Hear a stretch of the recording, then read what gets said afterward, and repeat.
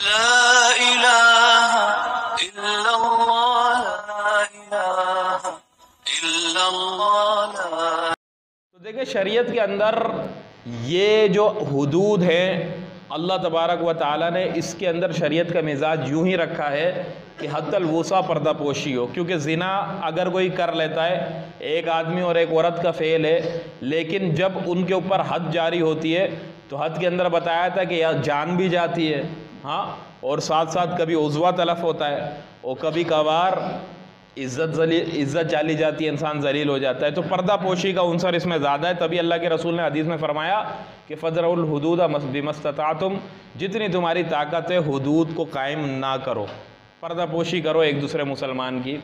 और अदालत तो बहुत ज़्यादा शर्त रखी है। देखें, इस कदर ईस्वी का वाक़या है तुर्की का।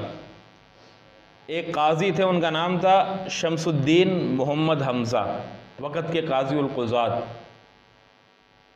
उनके पास कोई फ़ैसला आया। उस फैसले में जब उनने गवाहों की लिस्ट देखी तो उसके अंदर वक़्त का बादशाह बायज़ीद, वक़्त का जो सुल्तान और ख़लीफ़ा था, उसका नाम भी था। और जब निगाह उठाकर देखी तो सुल्तान उस कटखड़े के अंदर खड़ा हुआ था जहाँ पर गवाह खड़े होते थे। तो उन काजी साहब ने सुल्तान की तरफ मुखातब होकर कहा कि सुल्तान की गवाही नहीं मानी जाएगी, ये काबिल एतबार गवाह नहीं है, काबिल एतबार गवाह नहीं है, इसकी गवाही नहीं मानी जाएगी। मैं अब तुम्हारा निसाब कम है, गवाहों का अपना गवाह लेकर आओ। अब जब सुल्तान वक़्त ने देखा और पूरे के पूरा मजमा जो मुसलमानों का जमा था वो शशदर रह गए, हैरान हो गए कि यार सुल्तान वक़्त गवाही के काबिल नहीं है तो फिर कौन होगा।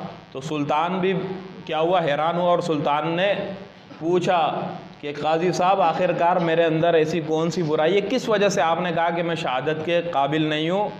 तो काजी साहब ने कहा, बिल्कुल इस्लाम की उस रोशन तारीख़ को ज़िंदा करते हुए ज़र्रे बराबर भी बड़े छोटे का खौफ नहीं किया और उसकी आंखों के अंदर आंखें डालकर पूरे जोश के साथ कहा कि सुल्तान, आप नमाज़ों में बाजमात शरीक नहीं होते। जो शख्स जमात के साथ नमाज ना पढ़े, इस्लाम और शरीयत के अंदर उसकी अदालत नहीं है, वो काबिल एतमाद गवाह नहीं है, लिहाजा आपकी गवाही मैं कबूल नहीं करूँगा, आप चाहे आप जो चाहो वो करो।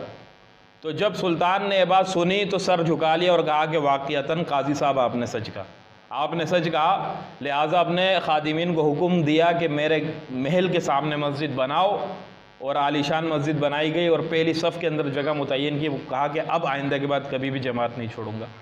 तो ये इस्लाम है, जो जमात को की नमाज नहीं पढ़ता वो अदालत उसकी नहीं है, वो गवाही के काबिल नहीं है। ना निकाह का गवाह बन सकता है, किसी चीज़ का गवाह वो नहीं बन सकता। तो देखें, इस कदर गवाही इतनी अहम है और इस शहादत इस कदर तलब है शरीयत के अंदर। तो मैंने ये बताया था कि बहुत ही मुश्किल है कि हद जारी हो जाए, बहुत ही मुश्किल है।